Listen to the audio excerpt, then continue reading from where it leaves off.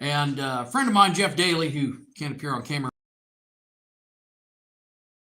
because he was subjected to stealth technology while in the Navy in the 1980s.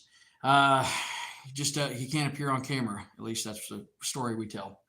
Um, if you watched the previous video, I was describing how to use your knife tang as a template to make your knife scales. Okay, pretty simple, pretty basic. What I'm going to do now, as you can tell, these are quite angular and they don't quite match up. Well, we're going to change that up just a little bit. And the first thing we're going to do is we're going to cut some pins. Okay, so I have some pin stock here. This is 1/8 inch brazing rod. It's cheaper for me to buy this in bulk than it is knife pin stock. It's the same stuff. Okay, so we need to figure out what our length needs to be. Now, I've got a pretty decent, just kind of rule of thumb that I go with. And what you're going to need is you're going to need a caliper.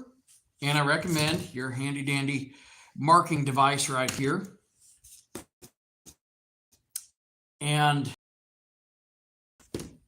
even doing this, you probably should be wearing safety glasses. So I'm just going to throw that out there.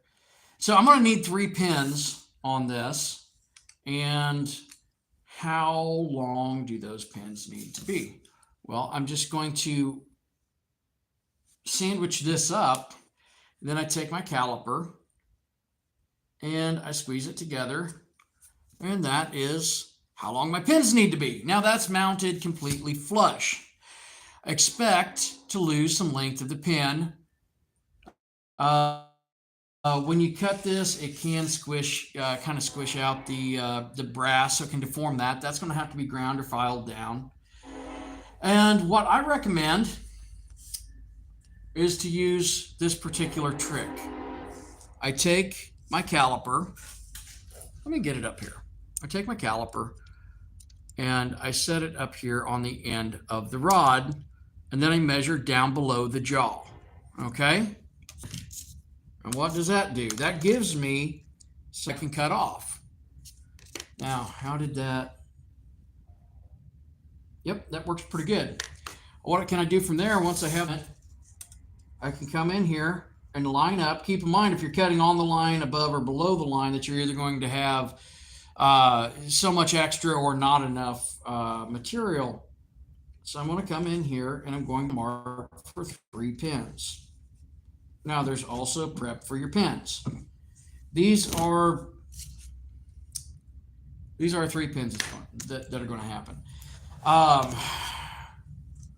So how you choose to cut this is up to you. Now, some people like to use like a rotary tool and a cutoff disc. A lot of times we'll use just our angle grinder. And because I am going to cut, I'm going to put these on so I do have some protection. I have a small pair of nippers right here. How's it going? So from here, what I'm going to do is I'm going to come in and I'm going to angle this down at my glass display case to try to puncture it. And right here, did that work? It sure did. Okay, so I'm going to come in, I'm going to cut my second one. And if you've got a bucket or a coffee can or something, sometimes that's the better receptacle here. Now, to do the prep, we're actually going to be going over to the grinder.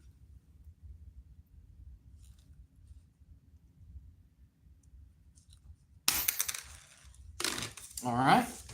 So here's our 3 pins. And we're going to leave the knife blade here. Jeff is actually, let me see if I can turn this around and you can just you rotate. There we go. That'll work. Oh, you can come closer than that if you want. So, Bowie I was working on a little bit ago. I'm going to put my pins in my in this addition portion of my swedge block and put on some safety glasses. Now, what I'm going to do, I'm going to make one end conical, and that's so it passes through the pin, or it passes through the pinhole and self-aligns with the other side, hopefully. Now, here we go. And I'm going to use a rolling motion like this, okay?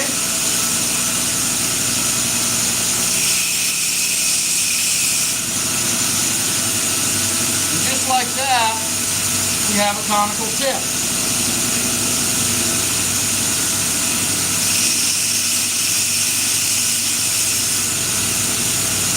The conical tip.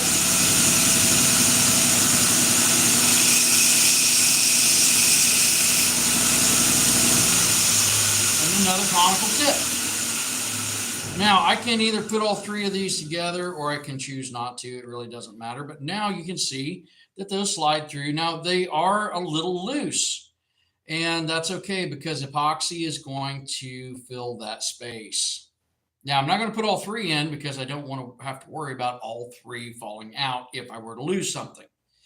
So next thing I'm going to do, because I've got a 36 grit ceramic that's fairly worn, but still a 36 grit ceramic here, I don't need that aggressive for draft bone.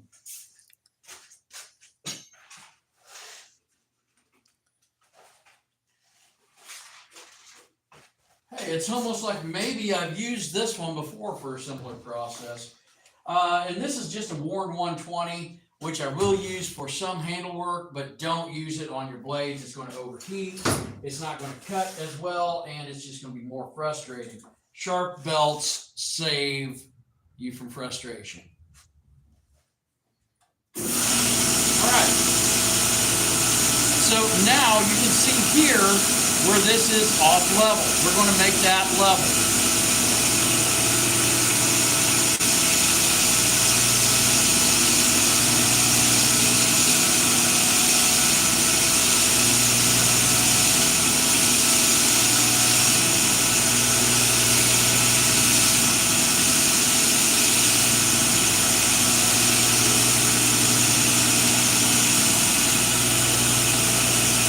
Now we're level. Now I'm going to radius in slightly on these hard edges so that it's got a transition for when it sets into the sheet. Now, one thing I can do now is move my pin to the back. That way I don't hit my pin. I can radius down from here and it'll be safe. We're not going to do a long taper, but this is just going to get a precautionary.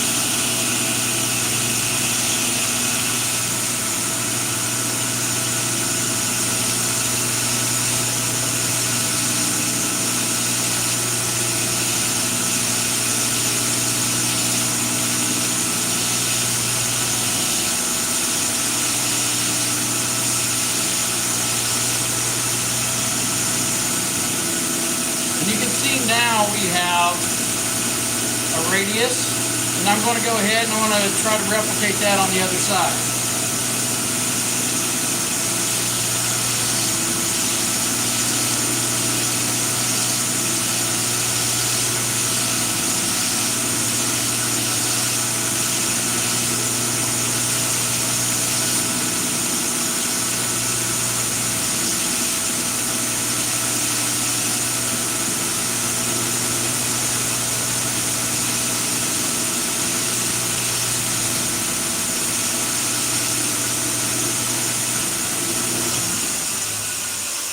And there you have it, boys and girls. This is now radius.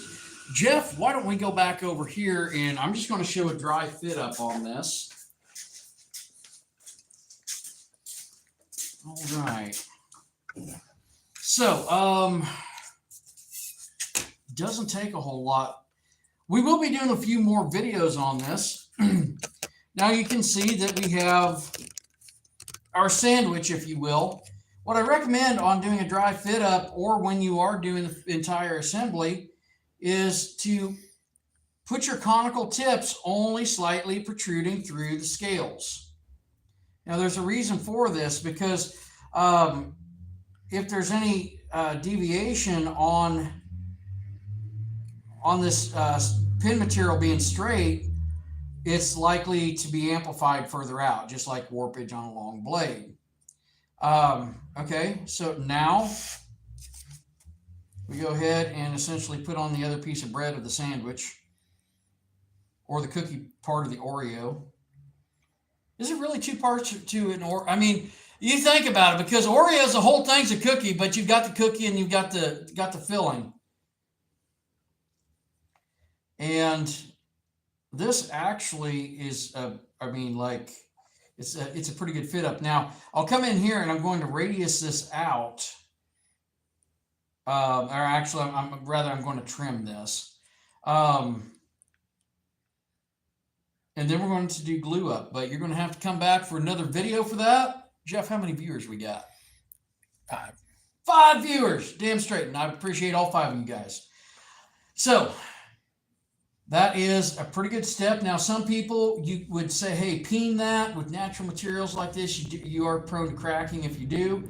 And because that it has just a little bit of space that will fill with epoxy, so we will be doing an epoxy fit up on this handle, and we'll be clamping everything in place. After that, we'll be doing some finishing out. So we'll catch you in just a few. Be sure to like and subscribe. See ya. Hit the X. Okay.